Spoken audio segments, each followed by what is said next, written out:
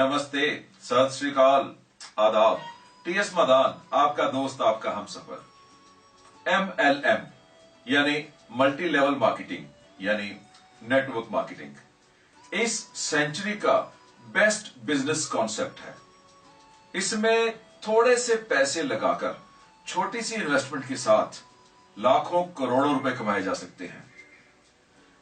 Financial freedom लेने के लिए बहुत थोड़ी सी मेहनत ही करनी पड़ती है, लेकिन बहुत लोगों के साथ ऐसा क्यों नहीं होता है? क्यों नहीं वो लाखों करोड़ों कमा पाते? क्यों नहीं वो इस MLM में फाइनेंशियल फ्रीडम ले पाते? क्यों नहीं आप भी इस कॉन्सेप्ट में लाखों करोड़ों बना पाए? क्यों आप भी फाइनेंशियल फ्रीडम नहीं ले पाए? इस वीडियो में आपको हर क्वेश्चन का आंसर मिलेगा, और अगर आप सीरियसली MLM करना चाहते हैं तो आपको बहुत से टिप्स भी मिलेंगे। एक बात क्लियर करना चाहता हूं, ये वीडियो ना ही किसी कंपनी के अगेंस्ट है और ना ही किसी कंपनी को फेवर करती है, किसी कंपनी को प्रमोट करती है।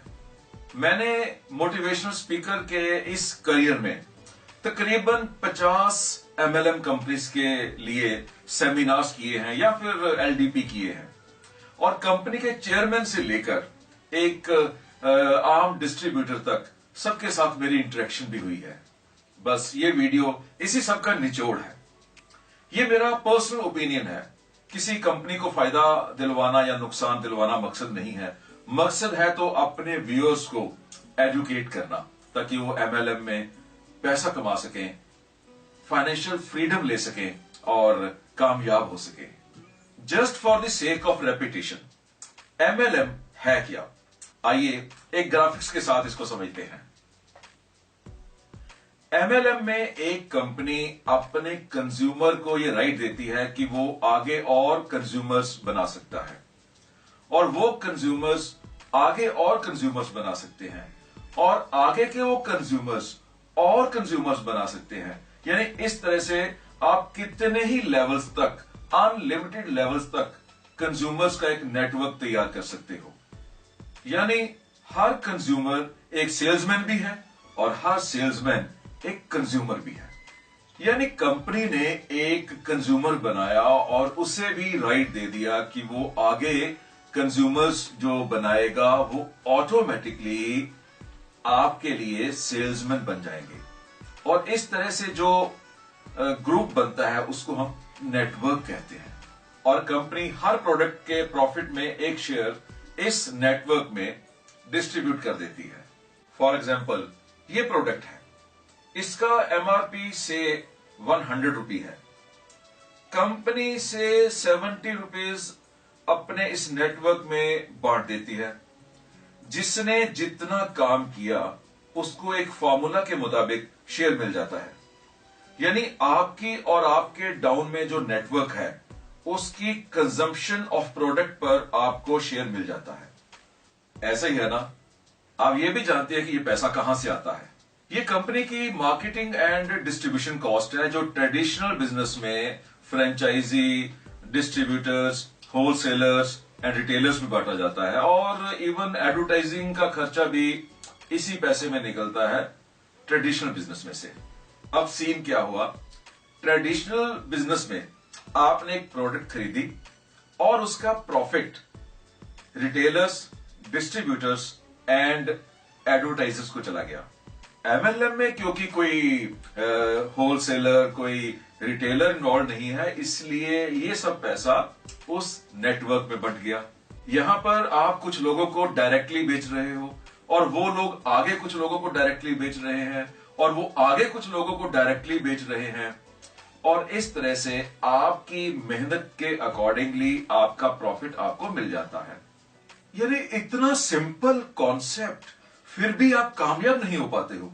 अरे पैसा कमाना तो छोड़ो, 95% ऑफ यू नेटवर्क ही नहीं बना पाते हो, और रिजल्ट आज इंडिया में तकरीबन 95%, जैसा मैं सोचता हूं 95% लोग MLM का नाम सुनते ही घबरा जाते हैं, और शायद आप उन्हीं में से ही हो।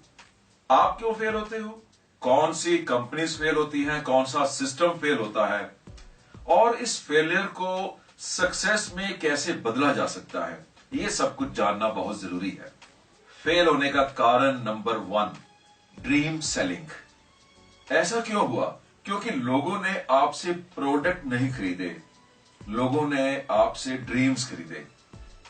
अमीर बनने का कॉन्सेप्ट खरीदा क्योंकि आपने ऐसे ही बेचा, और जिस कारण उन्होंने आपको ज्वाइन किया था वो कारण हुआ नहीं और होना भी नहीं था। वो फेल हो गए, उनके फेल होने के कारण आप फेल हो गए, आपके फेल होने के कारण कंपनी फेल हो गई, एमएलएम बिजनेस फेल हो गया और लोगों में एक नेगेटिविटी आ गई।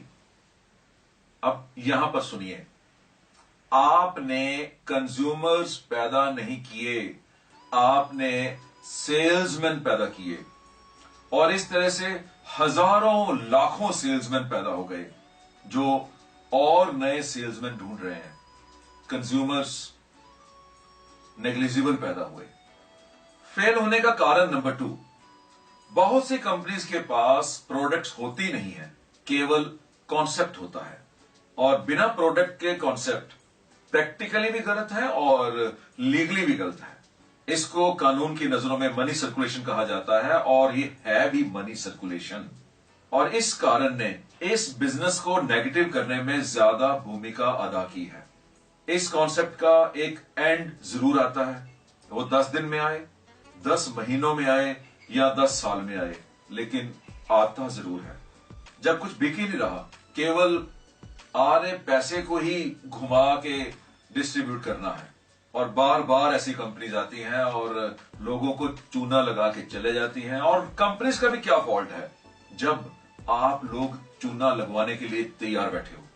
मुझे एक कंपनी याद है, 1 लाख रुपया दो और 1 महीने के बाद 2 लाख रुपए ले लो। पैसा डिपॉजिट करवाने वाली विंडो पर अगर 1000 लोग आ गए तो जो डबल पैसा हो रहा है उसकी मैच्योरिटी तो केवल 20-25 लोगों की हुई। और इस तरह जिस दिन आने वाला पैसा जाने वाले पैसे से कम आता है, यानी इनकमिंग मैच्योरिटी से कम आती है, कंपनी भाग लेती है। कृपया ऐसी कंपनीज में पैसा नहीं लगाइए और ना ही लोगों का पैसा लगवाइए। खुद तो डूबोगे, साथ में सनम को भी ले डूबोगे। फेल होने का कारण नंबर 3, बिजनेस स्ट्रेटेजीज को नजरअंदाज करना। मुझे याद है एक कंपनी ने वेट लॉस डाइट को एमएलएम में बेचने का प्लान बनाया। मैं उस कंपनी का ट्रेनर भी था और ब्रांड एम्बेसडर भी था। कॉन्सेप्ट क्या था? 2500 रुपया देके वेट लॉस प्रोग्राम खरीद लो, वेट लॉस डाइट खरीद लो। 1, 2, डाइट खाने से पहले अपना वेट तोल लो और अपना पेट भी माप लो, फिर डाइट खाओ।